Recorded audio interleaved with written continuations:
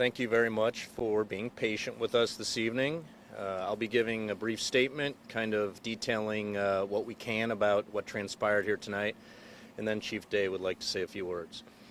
Before I get started, I do want to share that we are in the early stages of this investigation, so we can't share everything this evening, but in an effort to be transparent, we're going to share as much as we can at this hour. With that, I can say that at 5:15 tonight, the Portland Police Bureau's Special Emergency Reaction Team, also known as CERT, was executing a search warrant at a home in the 100 block of Southeast 124th Avenue. The home is right up the hill here behind us.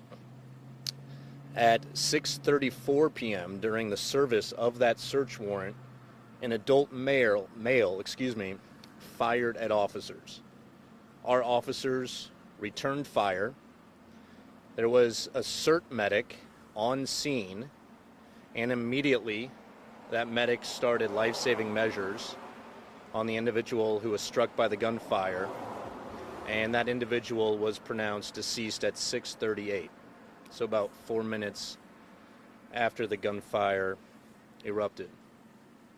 I can tell you that a firearm was recovered near the suspect's body, and we'll be sharing a photo of that gun in the next few minutes. No officers were injured during this incident. All 4 who were directly involved will be placed on paid administrative leave, which is standard protocol following an officer-involved shooting. With that, I'll turn it over to Chief Day. Thanks, Mike. Good evening.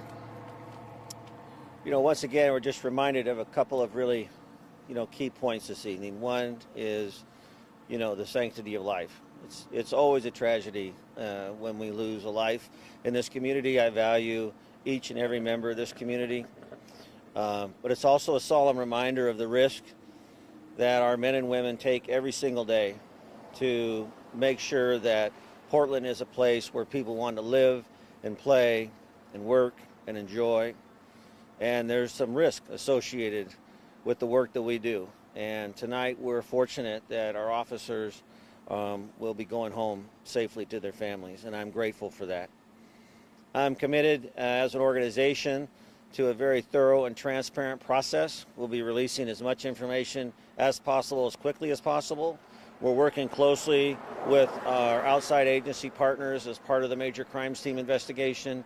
Of course, the District Attorney's Office, along with the Department of Justice, the City Attorney's Office, the Office of Independent Police Review, and our own Internal Affairs Professional Standards Division.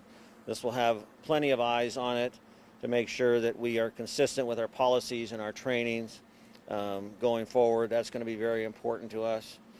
And also that we're going to continue to make our effort around one of our primary goals of reducing crime and the fear of crime. And to do so, we're going to be, at times putting ourselves in situations like we did tonight, where our members once again take on this inherent risk because we believe it's in the best interest and the safety for our community. And I'm grateful that the men and women of the Portland Police Bureau continue to answer the call and be available to that. So thanks for being here tonight. Thankful that our officers are going home safely this evening, and we'll get more information out as soon as possible.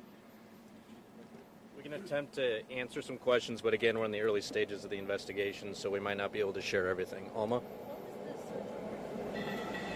All I can share this time is it was connected to a major crimes unit investigation, but that investigation continues at this hour, so we're not prepared to divulge too much about it at this point. I can tell you there are numerous individuals who have been detained. How many people were detained today in connection with the search warrant? I don't have that number. Was there anyone else involved in this incident other than officers and the one man? We're just aware of the one individual who is now deceased and our officers. That's unclear. What was the question? If the individual who died here tonight lived at this residence, and that's still being worked out. Again, we're in the early stages, so we're still trying to piece this all together. So did the individual who fired at officers say anything to officers prior to it? We're not aware of that yet. That'll all come out in the investigation. Did you make calls over a loudspeaker for him to come out? I'm not prepared to speak to that at this point.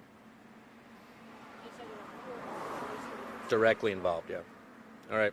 Thank you, guys. We'll be pushing out a release here in the next few minutes that'll include a picture of the gun we recovered here. All right. Appreciate it. Thanks, Thank you. folks. All right. Thank you.